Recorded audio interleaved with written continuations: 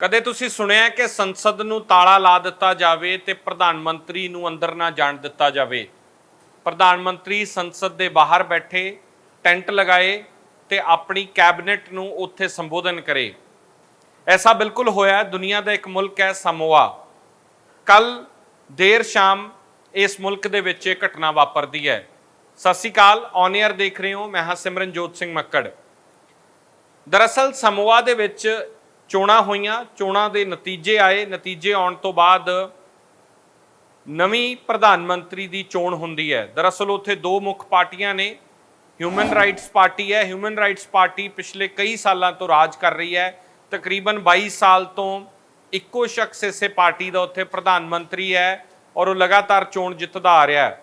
ਪਰ ਇਸ ਵਾਰ fast party ਦੀ ਮਹਿਲਾ ਪ੍ਰਧਾਨ ਮੰਤਰੀ ਬਣਦੀ ਹੈ, ਪਾਰਟੀ ਜਿੱਤਦੀ ਹੈ। ਹਾਲਾਂਕਿ ਮੁਕਾਬਲਾ ਬਹੁਤ ਸਖਤ ਹੁੰਦਾ ਹੈ। ਦੋਹੇ ਪਾਰਟੀਆਂ ਨੂੰ 25-25 ਸੀਟਾਂ ਦੇਸ਼ ਦੇ ਵਿੱਚ ਮਿਲਦੀਆਂ ਨੇ ਔਰ ਆਖਰਕਾਰ ਇੱਕ ਇੰਡੀਪੈਂਡੈਂਟ ਦੇ ਉੱਤੇ ਗੱਲ ਆ ਕੇ ਮੁੱਕਦੀ ਹੈ ਜੋ ਫਾਸਟ ਪਾਰਟੀ ਨੂੰ ਆਪਣਾ ਸਮਰਥਨ ਦਿੰਦਾ ਹੈ ਤੇ ਫਿਰ ਉਸ ਦੀ ਸਰਕਾਰ ਬਣਦੀ ਹੈ। ਪਰ ਇਸ ਨੂੰ ਚੈਲੰਜ ਕਰ ਦਿੱਤਾ ਜਾਂਦਾ ਹੈ, ਕੋਰਟ ਦੇ ਵਿੱਚ ਮਾਮਲਾ ਚਲਾ ਜਾਂਦਾ ਹੈ। ਕੋਰਟ 'ਚ ਜਾਣ ਤੋਂ ਪਹਿਲਾਂ ਚੋਣ ਆਯੋਗ ਇਸ ਮੁਲਕ ਦਾ ਉਹਨਾਂ ਚੋਣਾਂ ਨੂੰ ਰੱਦ ਕਰ ਦਿੰਦਾ ਹੈ ਔਰ ਰੱਦ ਕਰਨ ਤੋਂ ਬਾਅਦ ਨਵੀਂ ਇੱਕ ਡੇਟ ਦੇ ਦਿੱਤੀ ਜਾਂਦੀ ਹੈ ਕਿ ਇੱਕ ਹੋਰ ਡੇਟ ਜਿਸ ਦੇ ਵਿੱਚ ਨਵੀਆਂ ਚੋਣਾਂ ਹੋਣਗੀਆਂ। ਪਰ ਉਸ ਮੁਲਕ ਦੀ ਸੁਪਰੀਮ ਕੋਰਟ ਪਿਛਲੀਆਂ ਚੋਣਾਂ ਨੂੰ ਸਹੀ ਐਲਾਨਦੇ ਹੋਏ ਫਾਸਟ ਪਾਰਟੀ ਦੀ ਮਹਿਲਾ ਜਿਹੜੀ ਹੁੰਦੀ ਹੈ ਉਸ ਨੂੰ, ਜੋ ਉਸ ਦੀ ਪ੍ਰਧਾਨ ਹੈ, ਉਸ ਨੂੰ ਪ੍ਰਧਾਨ ਮੰਤਰੀ ਘੋਸ਼ਿਤ ਕਰਦੀ ਹੈ ਔਰ ਕਿਹਾ ਜਾਂਦਾ ਹੈ ਕਿ ਉਹ ਆਪਣਾ ਸ਼ਪਥ ਗ੍ਰਹਿਣ ਕਰੇ, ਉਹ ਆਪਣੀ ਸਹੁੰ ਚੁੱਕ ਸਮਾਗਮ ਕਰੇ ਤੇ ਦੇਸ਼ ਦੀ ਪ੍ਰਧਾਨ ਮੰਤਰੀ ਬਣੇ। ਪਰ ਬੀਤੀ ਦੇਰ ਸ਼ਾਮ ਉਹ ਹੋਇਆ ਜੋ ਪੂਰੀ ਦੁਨੀਆ 'ਚ ਪਹਿਲੀ ਵਾਰੀ ਸੁਣਿਆ ਗਿਆ। ਹੋਇਆ ਕੀ? ਦਰਅਸਲ ਜਦੋਂ ਇਹ ਮਹਿਲਾ ਸਹੁੰ ਚੁੱਕ ਸਮਾਗਮ ਵਾਸਤੇ ਪਾਰਲੀਮੈਂਟ ਜਾਂਦੀ ਹੈ ਮੁਲਕ ਦੀ, ਤਾਂ ਅੱਗੋਂ ਦੇਖਦੀ ਹੈ ਕਿ ਪਾਰਲੀਮੈਂਟ ਨੂੰ ਤਾਲਾ ਲੱਗਿਆ ਹੁੰਦਾ ਹੈ। ਇਹ ਆਪਣੇ ਆਪ ਦੇ ਵਿੱਚ ਅਚੰਭੇ ਵਾਲੀ ਗੱਲ ਸੀ। ਇਸ ਤੋਂ ਪਹਿਲਾਂ ਇਸ ਤਰ੍ਹਾਂ ਕਦੇ ਕਿਸੇ ਨੇ ਨਾ ਸੁਣਿਆ ਸੀ ਨਾ ਸੋਚਿਆ ਸੀ ਕਿ ਮੁਲਕ ਦੀ ਪਾਰਲੀਮੈਂਟ ਨੂੰ ਤਾਲਾ ਲਗਾ ਦਿੱਤਾ ਗਿਆ। ਦਰਅਸਲ ਇਹ ਪਿਛਲੀ ਪਾਰਟੀ ਜੋ ਪਹਿਲਾਂ ਤੋਂ ਪ੍ਰਧਾਨ ਮੰਤਰੀ ਸੀਗੇ, ਉਹਨਾਂ ਨੂੰ ਗਵਾਰਾ ਨਹੀਂ ਸੀ ਕਿ ਇਸ ਤਰ੍ਹਾਂ ਹੋ ਜੇ। ਉਹਨਾਂ ਤੋਂ ਇਹ ਬਰਦਾਸ਼ਤ ਨਹੀਂ ਹੋਇਆ ਕਿ 22 ਸਾਲ ਬਾਅਦ ਉਹ ਚੋਣ ਹਾਰ ਕੇ ਪ੍ਰਧਾਨ ਮੰਤਰੀ ਦੇ ਅਹੁਦੇ ਤੋਂ ਲੈ ਜਾਣਗੇ ਤੇ ਉਹਨਾਂ ਨੇ ਬਰਦਾਸ਼ਤ ਨਹੀਂ ਕੀਤਾ ਤੇ ਸਪੀਕਰ ਨੂੰ ਹੁਕਮ ਕੀਤਾ ਕਿ ਪਾਰਲੀਮੈਂਟ ਨੂੰ ਲੌਕ ਕਰ ਦਿੱਤਾ ਜਾਵੇ ਤੇ ਇਸ ਨਵੀਂ ਪ੍ਰਧਾਨ ਮੰਤਰੀ ਨੂੰ ਅੰਦਰ ਨਾ ਆਉਣ ਦਿੱਤਾ ਜਾਵੇ। ਉਸ ਤੋਂ ਬਾਅਦ ਕੀ ਹੁੰਦਾ ਹੈ ਕਿ ਜੋ ਨਵੀਂ ਚੁਣੀ ਹੋਈ ਪ੍ਰਧਾਨ ਮੰਤਰੀ ਔਰ ਪਹਿਲੀ ਮਹਿਲਾ ਪ੍ਰਧਾਨ ਮੰਤਰੀ ਇਸ ਮੁਲਕ ਦੀ ਬਣਦੀ ਹੈ। ਇਹ ਮੁਲਕ ਨਿਊਜ਼ੀਲੈਂਡ ਤੋਂ 1962 ਦੇ ਵਿੱਚ ਆਜ਼ਾਦੀ ਲੈ ਕੇ ਵੱਖ ਹੋਇਆ ਮੁਲਕ ਸੀਗਾ। ਬਹੁਤ ਛੋਟਾ ਟਾਪੂ ਹੈ, ਛੋਟਾ ਮੁਲਕ ਹੈ ਔਰ ਇਸ ਮੁਲਕ ਨੇ ਪਹਿਲੀ ਮਹਿਲਾ ਪ੍ਰਧਾਨ ਮੰਤਰੀ ਦਿੱਤੀ।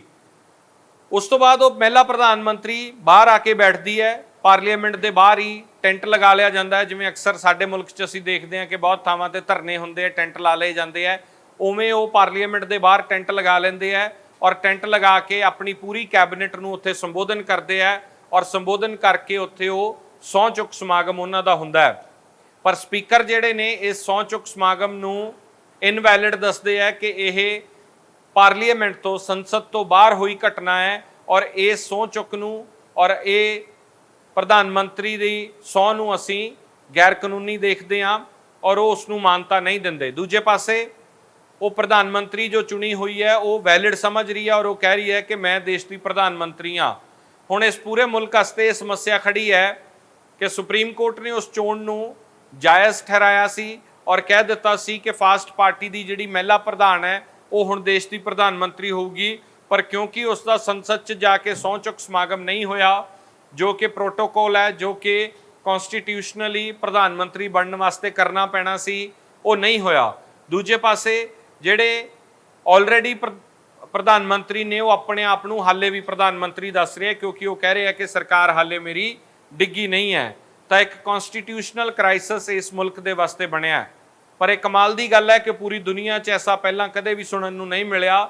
ਇਹ ਨਵੀਂ ਗੱਲ ਹੈ ਔਰ ਹੁਣ ਛੋਟੇ ਜਿਹੇ ਇਸ ਮੁਲਕ ਵਾਸਤੇ ਕ੍ਰਾਈਸਿਸ ਹੈ ਕਿ ਆਖਰ ਦੋ ਵਿਅਕਤੀ ਪ੍ਰਧਾਨ ਮੰਤਰੀ ਹੋਣ ਦਾ ਦਾਅਵਾ ਪੇਸ਼ ਕਰ ਰਹੇ ਹੈ, ਉਸ ਦਾ ਅਸਲ ਪ੍ਰਧਾਨ ਮੰਤਰੀ ਹੈ ਕੌਣ?